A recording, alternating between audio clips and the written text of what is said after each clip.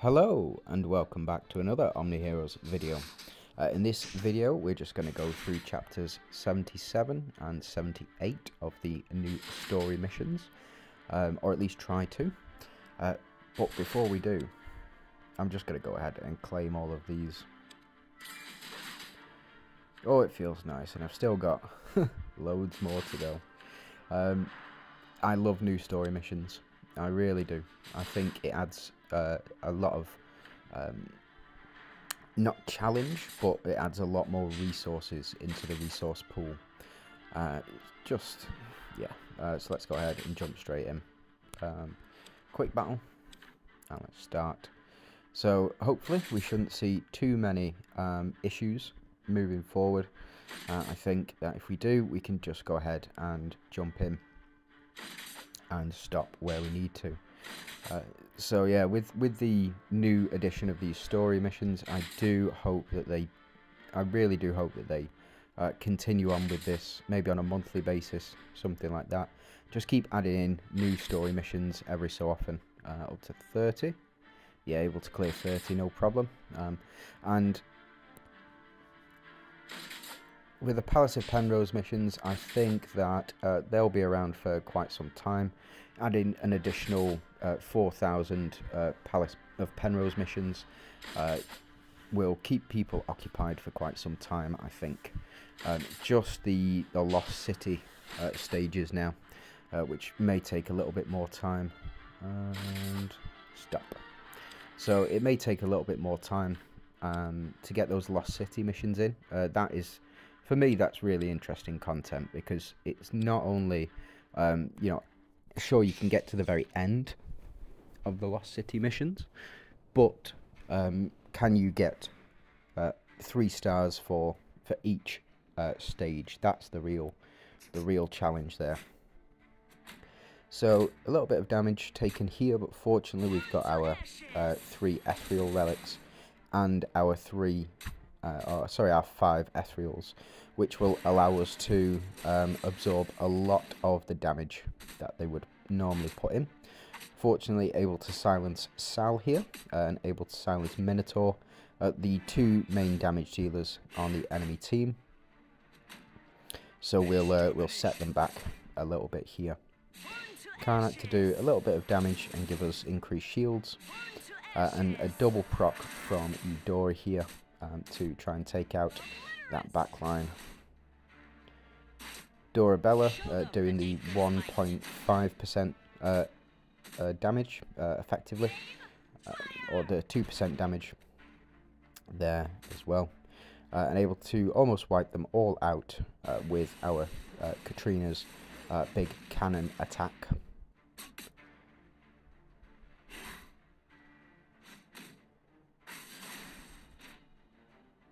So an execution there from Karnak. I was hoping for a bit more, but it is what it is. So hopefully Sal can't take us out on this big attack.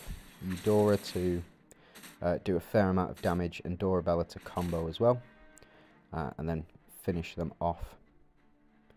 Maybe even a silence on Sal. Yeah, so we just completely stunned him through that entire game, keeping him locked down.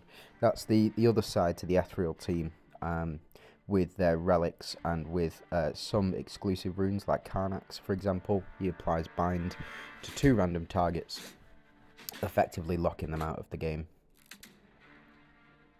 But I don't have his red runes, unfortunately, so can't help with, or can't do it in that regard, and I need to prioritize the Eudora's red runes, just in order to get her up to her max potential. So I think over the course of the next sort of 2 months, I'll be prioritizing those red runes. Now, not doing as much damage as I would like here, but we'll see if now he does proc. Ah, she doesn't, for a shame. No stun from Talanas here, but we do get the Solomon taken out, and our additional shield in here, which hopefully should allow us to survive the corrode effects that are being stacked on us at the moment.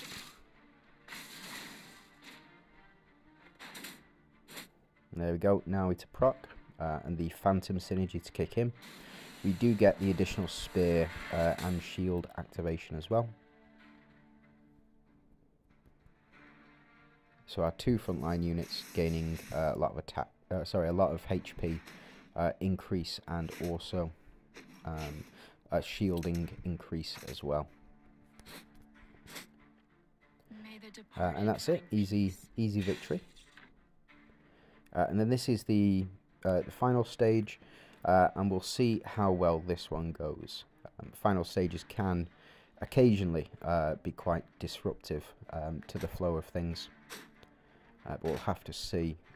There's 2 Mystifiers who can apply Corrode, and there's 2 Phantoms here as well in Franz and Ashthusa. So whenever we attacked Ashthusa, we did lose a stack of Holy Shield as well, so just something to keep in mind. But it looks like because of the healing effect and the Vital Drain effect being applied, just means that we can increase our max attack.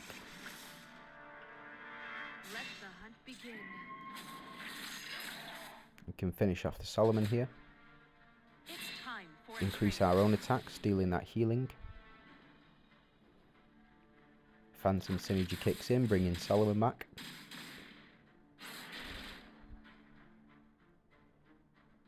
And a big hit there as well from Emily with the Corrode damage.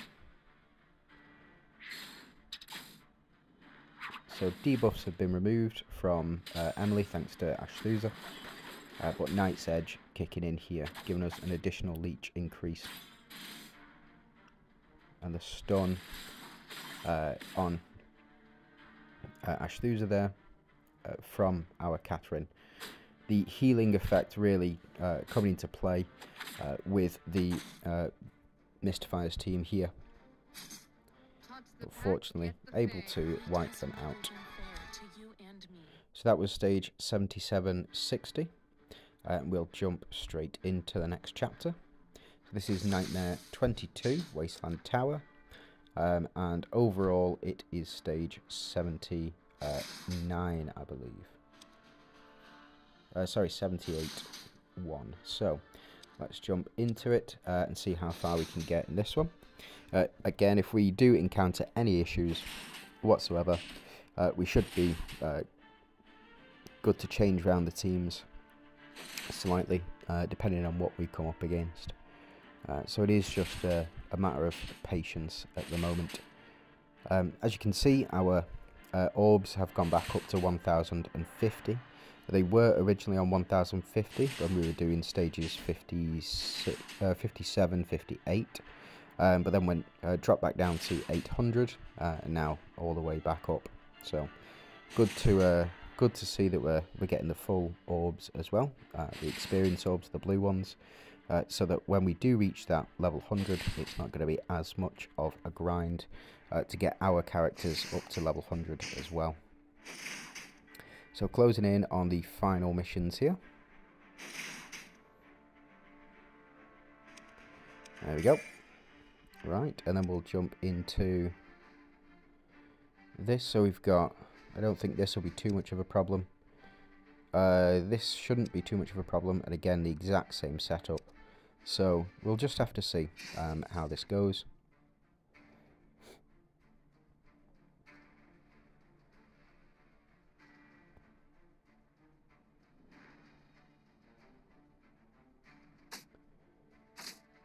Okay, so doing a fair amount of damage to us already.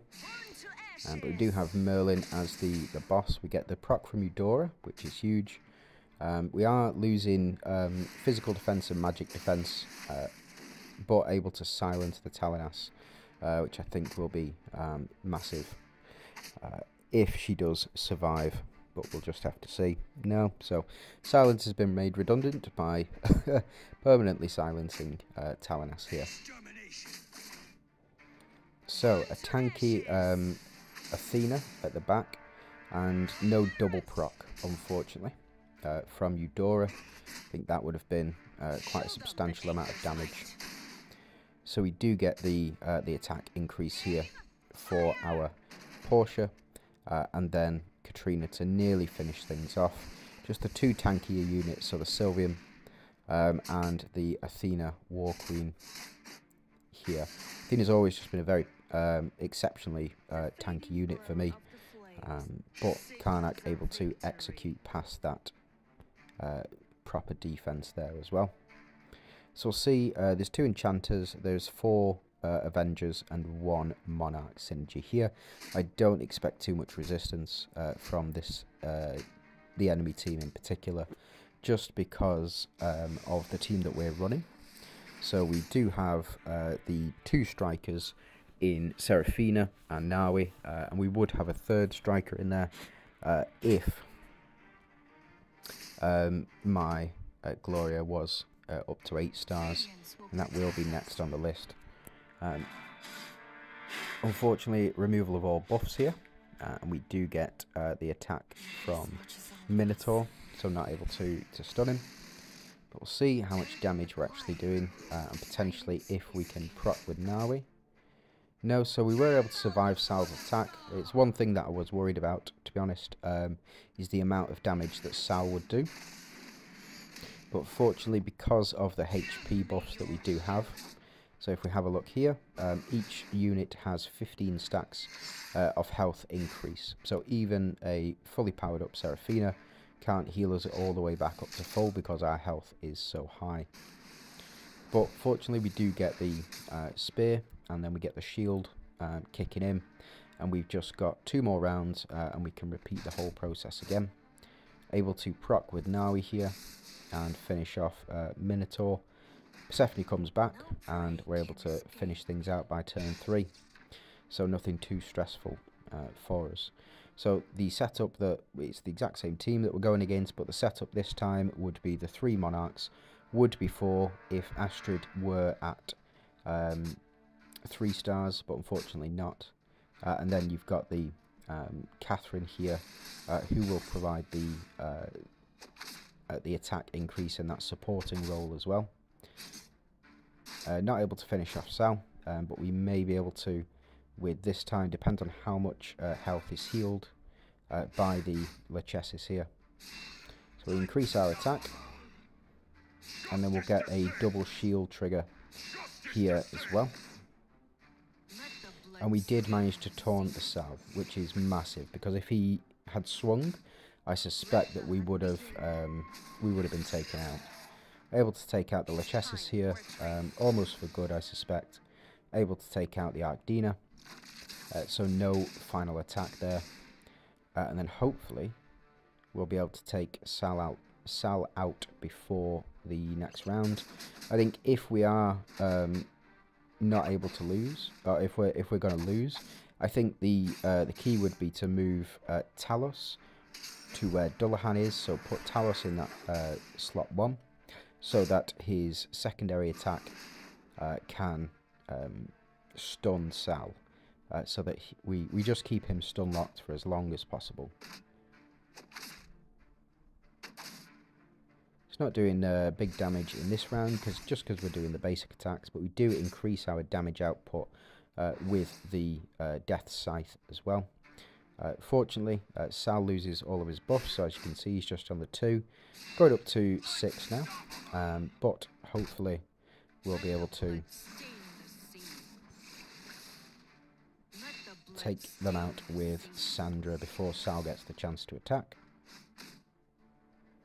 Yep, and given the state of our health after that 1 Minotaur attack, I think it's safe to say that had Sal got his ultimate off, we would have effectively lost this matchup. So it is all about RNG. Fortunately, we were able to taunt him. Not this time though. So just the 2 damage dealers left, but able to take them out with the AoE from Talos as well. So that'll wrap it up for this video. Please do let me know what you think in the comments below. I would be really interested to hear what you guys think of these new story missions, whether or not you think they should have been harder, whether or not you think they should have done more of them, or if you want them to do more in the future. is always a good question. And if you can leave a like if you did like the video, and if you want more of this content, please do subscribe to the channel. I'll be putting content out every day, multiple videos. So yeah, just hope you have a good day. Thanks for watching.